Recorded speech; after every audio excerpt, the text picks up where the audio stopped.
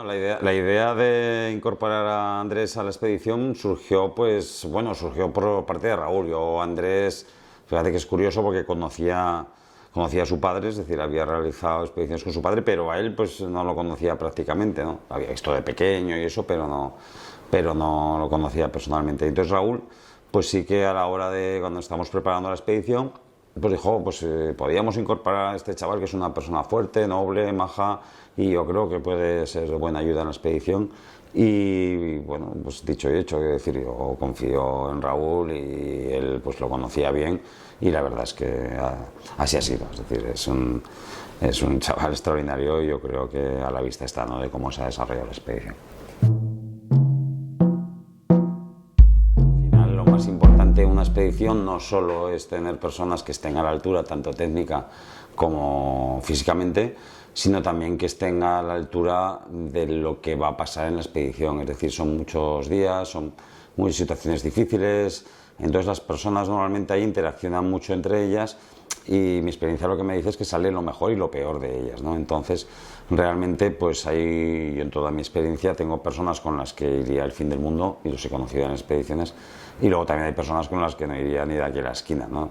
Porque cuando te pones en situaciones límite y en esas vivencias tan intensas y tan fuertes que tenemos que vivir ahí, pues la verdad es que sale la esencia de las personas, ¿no? Entonces, claro, es importante que una persona esté físicamente bien, claro, técnicamente también, pero sobre todo que esté a la altura, es decir, que responda bien en esos momentos de dificultad, que mantenga control, que sea proactivo, es decir, que sea divertido, que ayude a los demás, que sepa mantener esos momentos, y hay muchos momentos de ocio en los que no se hace nada. Entonces eso es lo que hace que una persona pues sea, digamos, idónea para una expedición. Es decir, yo encontrar gente fuerte y a nivel técnico pues habrá muchos, ¿no? Pero luego esas personas que son capaces de estar un mes, 2 meses en una expedición con presión, mantener esa línea plana de carácter sin altibajos, ¿no?, donde estar un día súper feliz y al día siguiente deprimido porque viene mal tiempo, que sean planos, que sean buenos compañeros, que sean divertidos, que tengan una actitud positiva. Yo creo que eso es muy importante, ¿no? Y en este caso, pues Andrés, yo no lo conocía personalmente, pero vamos, creo que su actitud es extraordinaria. O sea, si algo tuviese que destacar de él, evidentemente la fuerza y la técnica, eso está claro, ¿no? Porque eso solo hay que verlo. Pero su actitud es muy positiva, hace que todo sea fácil con él.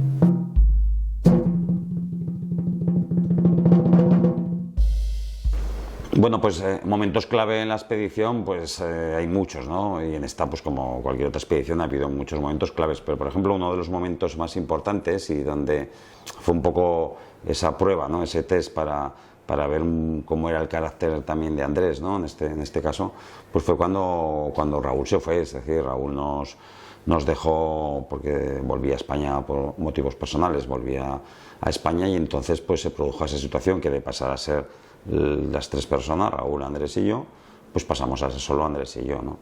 Ese momento es difícil. ¿Por qué es difícil? Porque has convivido mucho, eres un equipo y de pronto esa persona deja el equipo, tienes cierta sensación de soledad y de desamparo, pero también lo ves marchar y sabes que en pocos días va a estar en su casa, cuidado, con temperatura normal, es decir, quitándose todo esa mala situación que se vive en una montaña, ¿no?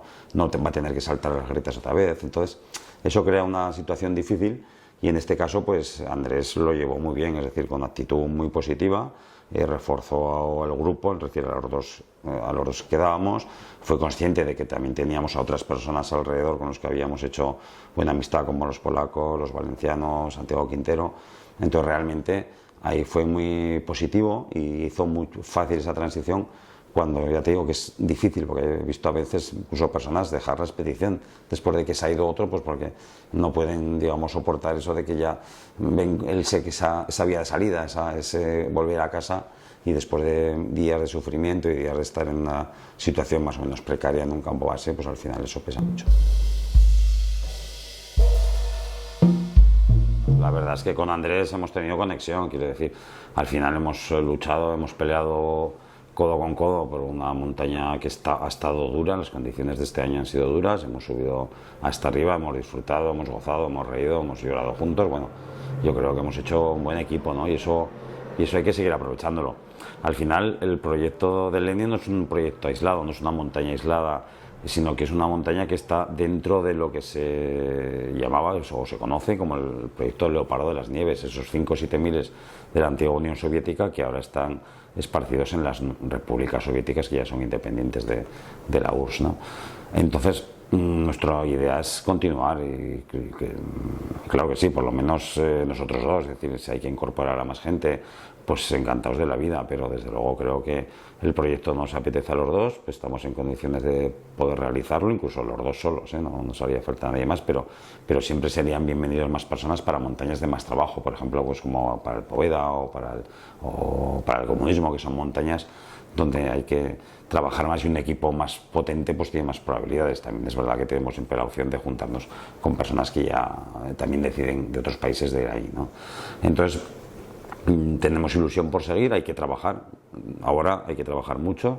El Lenin es una montaña difícil, pero las que tenemos planteadas para el año que viene, que son el Korjenskaya y el comunismo, son dos montañas también difíciles, sobre todo el Pico Comunismo. Es una montaña muy larga, muy fría, de mucho desnivel, de mucha longitud, y entonces pues es una montaña que nos va a exprimir mucho, ¿no? Y sobre todo haciendo dos, intentando hacer las dos en la misma expedición, con lo cual es un año de mucha preparación física, de mucha preparación mental también, y de conseguir pues eso, todos los apoyos, todas las sponsorizaciones y colaboraciones y todo para poder sacar adelante pues lo que supone una expedición. Es decir, no solo supone el querer ir, ¿no? Sino que hay que pues, conseguir el dinero para poder desarrollarlo, para poder pagar los permisos, para poder pagar los porteadores, para poder pagar las comunicaciones, las tiendas, el equipamiento, pues todo eso, ¿no? Con lo cual pues tenemos ilusión, trabajaremos para ello mano con mano, y si incorporamos en el camino a alguna otra persona que siempre cumpla esas condiciones, ¿no? Que tenga actitud, que tenga nivel y que tenga pues una capacidad manifiesta, pues lo incorporaremos. Pero desde luego el núcleo está bien formado. A mí no me importaría en absoluto solo ir con él a esta montaña, incluso soñar, ¿por qué no?, en el futuro con acompañarlo a una montaña de 8.000 metros. Fíjate, es muy curioso, ¿no? Porque yo acompañé a su padre a la primera montaña de 8.000 metros que hizo, que fue el Nanga Parbat, en el año 2005. Fíjate qué curiosa es la vida, ¿no? Que tengo la oportunidad ahora de poder acompañar a su hijo bastantes años después pues a una montaña también de 8.000 metros, ¿no? Vamos a acabar con este proyecto, es un proyecto a 3 años, hemos hecho uno, nos quedan 2 años y vamos a ver si nos ilusionamos, si él también mantiene la fuerza y la ilusión, que yo creo que sí, y sería pues para mí un privilegio, ¿no? El poder de alguna manera ceder no, el acompañar a Andrés en su primer 8.000 y verle hacer pues cosas pues más complejas y más difíciles de las que yo he hecho, ¿no? Sería un buen sucesor, desde luego. Pues a ver, yo destacaría 2 cosas importantísimas de él, ¿no? Que creo que como alpinista son sus grandes pilares. Las personas al final pues se defienden con las armas que tienen, y algunos pues tienen unas armas y otros tienen otras, ¿no? Pero en el caso de Andrés, por ejemplo, yo destacaría, ¿no?, como 2 pilares básicos que tiene, es la gran capacidad física que tiene. Desde luego es un portento genético, es decir, es un portento de la naturaleza. Cualquier deporte que haga este chico lo va a hacer bien porque tiene una capacidad física increíble, pero sobre todo, y al mismo nivel y con la misma fortaleza, el pilar de su enorme humanidad y de su enorme corazón. Entonces tiene la arcilla, o sea, tiene todos los materiales para ser es una gran persona, para ser un gran alpinista y una gran persona en el Himalaya o en las grandes montañas, ¿no?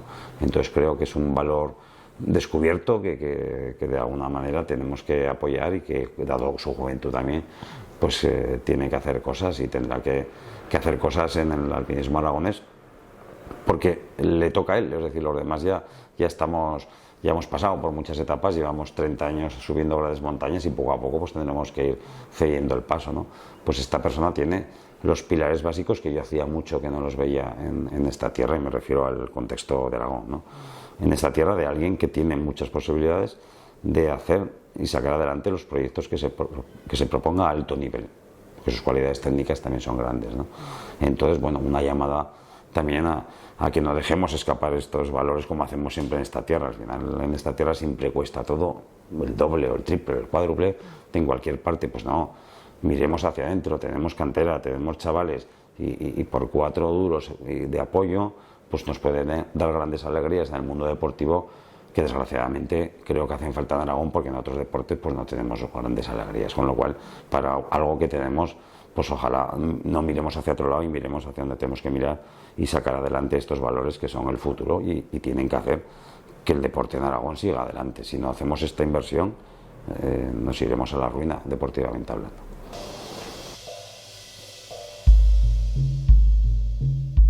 Bueno, pues el Pico Lenin es una montaña alta, es decir, estamos hablando de unos 7.100 y pico metros, ¿no? Es una montaña alta y sobre todo una latitud alta. Esto es una gran diferencia con la cordillera del Himalaya, es decir, en la latitud estamos hablando de 27 grados aproximadamente, pues, y esto estamos hablando de 40 y algo, es decir, hay una diferencia de latitud que se traduce en que son montañas más frías, ¿no? La misma altitud pues son en general más frías. Una montaña muy larga, no tiene una ruta directa que no sea peligrosa, tiene una ruta muy indirecta, entonces eso hace que sea, pues eso, largo y frío, ¿no? Es decir, una montaña como no podíamos esperar de otra forma de estos países, digamos, exsoviéticos, ¿no? Una gran montaña, un montañón, y de hecho el Leopardo de las Nieves se basa en eso, en subir esas 5 montañas que son 5 montañones, es decir, 5 grandes montañas. La dificultad técnica no es muy grande, solo en la primera parte, pero realmente pues sí que se hace largo, la distancia a recorrer, incluso el día de cima es muy larga y con mucho frío, ¿no?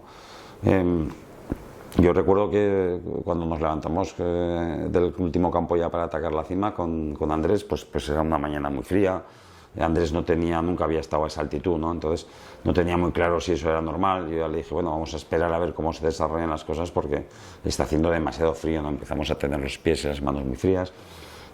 Y bueno, poco a poco se fue cambiando un poquito, pero no dejó de ser un día largo y duro, ¿no? Y Andrés pues me decía, a la bajada de la cima, me decía, jo, la verdad es que no imaginaba que parecía más sencillo todo desde abajo, ¿no? Son montañas largas donde el esfuerzo en altura te pasa factura y el retorno al campo de altura después de haber hecho la cima es donde empieza a pesar las piernas y empieza a pesar el cansancio, ¿no? Entonces, pues bueno, fue una gran lección de alta montaña para él, nunca había estado a esa cota, rindió absolutamente bien, sintió además que eso es importante, no se le hizo fácil el día de cima, y eso está bien, porque así coge ese respeto a las cimas, ¿no? Y no piensa que por mucho que hubiese sido un día mucho mejor, pues igual eso, su percepción hubiese cambiado, hubiese dicho, bueno, tampoco es para tanto, ¿no? Yo creo que vino muy bien, un día duro, un día difícil, donde él se midió, sacó lo que tenía dentro y afortunadamente pues llegamos a la cima, como digo, de una montaña no muy complicada técnicamente, pero sí una gran montaña, una montaña dura y una montaña alta.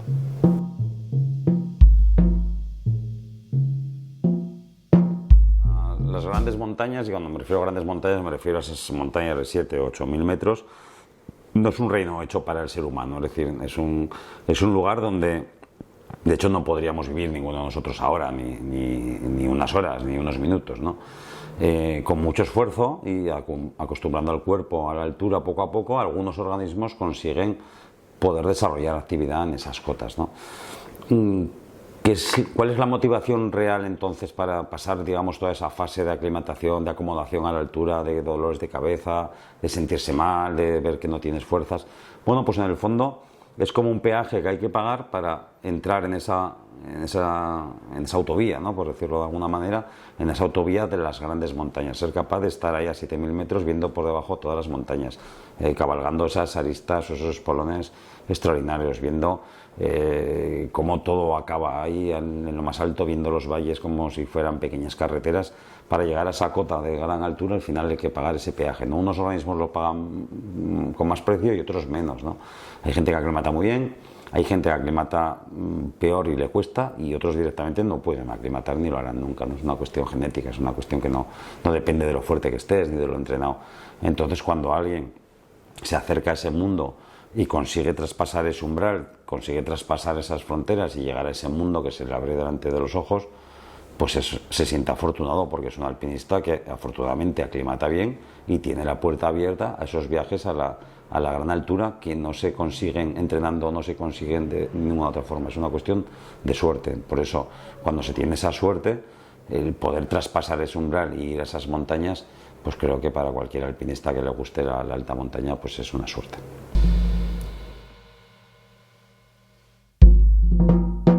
Bueno, la montaña no estaba en buenas condiciones. Cuando llegamos había mucha nieve, nevó muchísimo este invierno, y además nevó en el periodo que estuvimos ahí. Entonces es una cara con una pendiente muy dada a las avalanchas, y aunque subimos el primer día por una ruta hasta el campo 1, luego ese mismo día a las horas una gran avalancha barrió toda esa zona y que desfiguró el camino, salieron grietas nuevas, rompió las cuerdas, las escaleras, todo.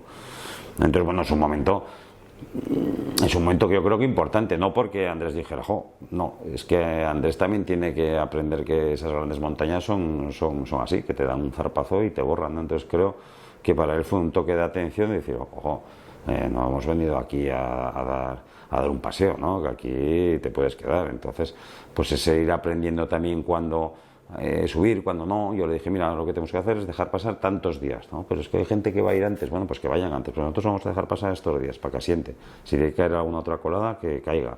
Pero hay que darle respiro también a la montaña para que se purgue, para que limpie. Entonces, vino bien también, fue una lección de cómo gestionar esas situaciones en las que no puedes hacer nada más que tomar tus propias precauciones. Es decir, la avalancha no puedes predecir a ciencia cierta cuándo se va a producir, pero sí que puedes hacer que tengas menos posibilidades de que te caiga encima, ¿no? Entonces, toda esa gestión de riesgos, digamos, inherentes a la montaña y que no dependen de ti, pero sí de las decisiones que tú tomes, pues creo que fue una gran lección. Y el Lenin vio un zarpazo, afortunadamente pequeño, no ocurrió ninguna desgracia, pero vino muy bien también para aprender cómo se las gastan estas montañas, porque el mundo de 8000 es así, pero a lo bestia. Entonces ahí sí que los zarpazos son mucho más grandes.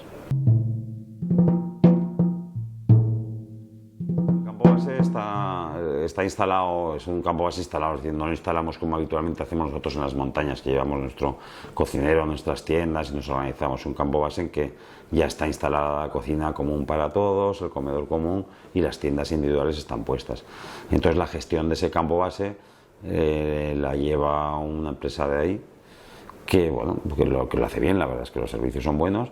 Y luego lo que sí que te pide para gestionarse ellos y para que todos tengamos más seguridad en conjunto es con unos walkies que te dejan ellos, pues comunicar cada X horas, pues damos un report simplemente de dónde está cada equipo, si todo está bien, si hay algún problema, y como eso redunda en nuestra seguridad y la tranquilidad de ellos, pues la verdad es que sí. Nosotros también, los servicios ahí han sido geniales, quiero decir, ahí no hemos tenido ningún problema hasta el campo base, los porteadores, los transfers, todo ha estado a la altura, la comida, la cocina, los horarios, todo.